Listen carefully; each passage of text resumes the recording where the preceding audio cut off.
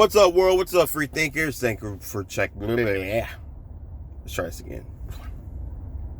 What's up, world? What's up, free thinkers? Thank you for checking me out. Gives me a chance, seeing what this is all about. I want to talk to y'all about this Travis Scott Netflix documentary. I guess, yeah, you can call it documentary. Now, little background. I am from Houston, Texas. Believe he was from Missouri City. I could be wrong. And so I decided to watch the only Travis Scott song that I know off the top of my head is the Sicko Mode or Sicko song with Drake. Can't stand Drake. But that's besides the point. So I decided to watch it, even though I'm not really into Travis Scott's music. I do, however, respect the grind. And that's mainly what I watched it for. I watched it with the intentions of seeing how he does what he does, how he does it, the impact that he has, and if he ever stops. So I watched it, thought it was pretty good. I mean, it's a definitely a good one-time watch. I did learn some things. It was pretty entertaining, pretty much all throughout the entire thing, really. I like the creative process. I like the fact that he's actually hands-on. I like that he went, and one of the scenes that stood out to me, he got off a jet, instantly went on into a car, and played the instrumental of a song, and then started, writing stuff to it. To have an idea in your head, and that's the speed of implementation. To have an idea in your head and then to simply put that idea into work is epic. It's like in a couple bands I've been in, whenever I'm writing something, it's hard for me to freestyle. I love heavy music. It's hard for me to freestyle heavy music. I can play soft music, improvise that, no problem. When it comes to heavy stuff, to me, it's difficult, but I love it the most. But if I'm improvising, if I'm trying to write, I'm insanely forgetful. So if it ain't recorded, you'll probably never hear it again, unfortunately.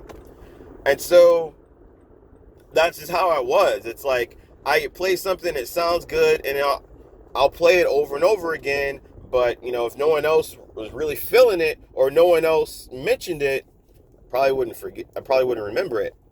And so to be able to have an idea in your head and be able to implement it right then and there is epic. Because the 5 minutes that you may lose, you may have a great bomb idea. You may have, a great melody in your head. You may have this person that you need to contact.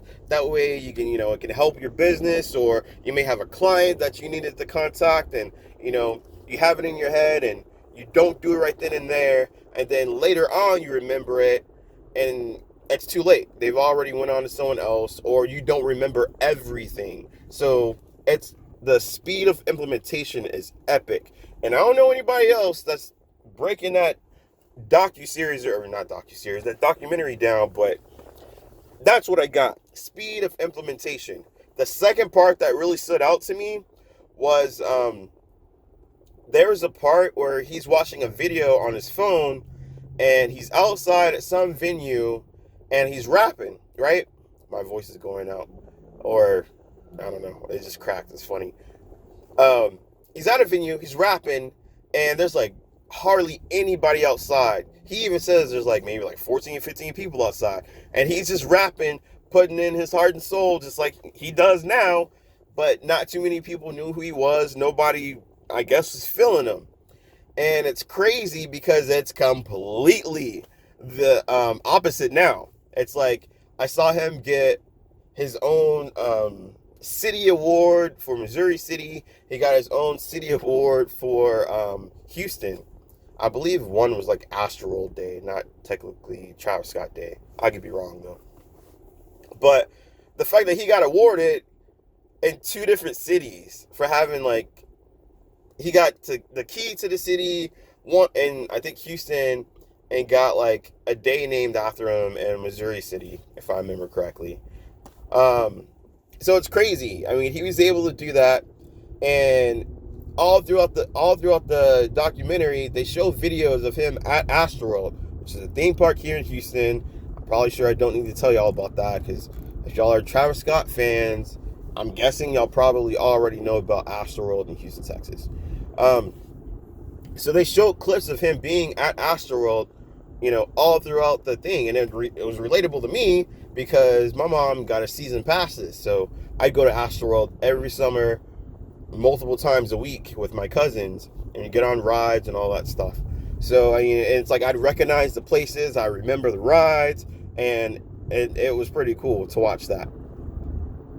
But they showed where he came from, they showed where he was, but they constantly showed his beginning all throughout the video, which is pretty cool. It wasn't just they showed the beginning, then they showed the middle, then they showed the end. No, throughout the whole video, they showed him being a little kid, rapping and all that kind of stuff all throughout the video. It was pretty cool. Like I said, I'm not the biggest Travis Scott fan. I wouldn't even really consider myself a Travis Scott fan, but I definitely respect his grind.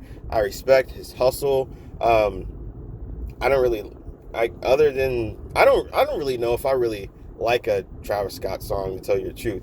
His beats I like. His beats, I will give him props on that. But the whole voice effects and all that, not into it. But this dude gets so much respect from his fans. Like, he tells security what to do, he tells paramedics what to do, and his fans sense that. I can't relate like his fans relate because I'm not a fan, but it seems like all his fans are on the same page. They always talk about how he cares, how he saved them, but essentially they allowed themselves to be saved. I mean, granted, they say it was Travis Scott, but he's a hero just as much as they are because they allowed themselves to be saved. So if y'all got Netflix, which I'm pretty sure y'all do, definitely check out that documentary. Man, 7 minutes from Travis Scott, a guy I don't even listen to. Crazy. Definitely check that out. I watched it for motivational purposes, and it pretty much taught me that I don't need to sleep. I constantly need to be moving, and I need to have a team. He had his boys with him. Not saying that, and that could be a good thing or a bad thing, but he was in a productive environment. He always had his music. You see him listening to it on his music on the phone. You see him in a studio. You see him writing stuff in the car.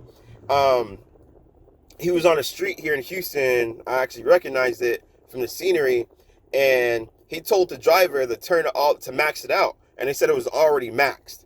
And whenever he's writing, whenever he's creating something, he gets into it. It isn't just like he just dabbles in and out. You actually see him in it. Like, everything else is off limits, and he is consumed in that one thing. I guess that's another thing I got out of watching a documentary. Be focused and be still. Like, not necessarily like be still, like don't move, but like be into what you're into and actually get into it. Don't be like, okay, I'm gonna write a song and I'm also gonna check my Instagram or my Facebook, or I'm gonna see how they're doing, or I'm gonna eat and do it. No, he did one thing at a time. He wasn't multitasking. He was doing one thing at a time. There was this one scene where he had like a melody in his head, and then he put like this blanket over his head, I guess, so no one could see him, or maybe he was shy, embarrassed. I have no idea. Jimi Hendrix actually did the same thing. He would go in like a little thing that would be like covered up with towels and stuff because he hated his voice. A lot of people hated his voice too, but he really hated it, and he was really self-conscious. And maybe Travis Scott is. I wouldn't think so, but maybe he just wanted to be focused on what he was doing and not be distracted. So let's end this video right here. It's much longer than I really wanted it to be, but y'all definitely check out that Travis Scott documentary on Netflix. Be sure to like, comment, subscribe. Hopefully hear from y'all soon. Y'all have any comments, I'll definitely answer each and every single one of them. You are your outcome. Peace.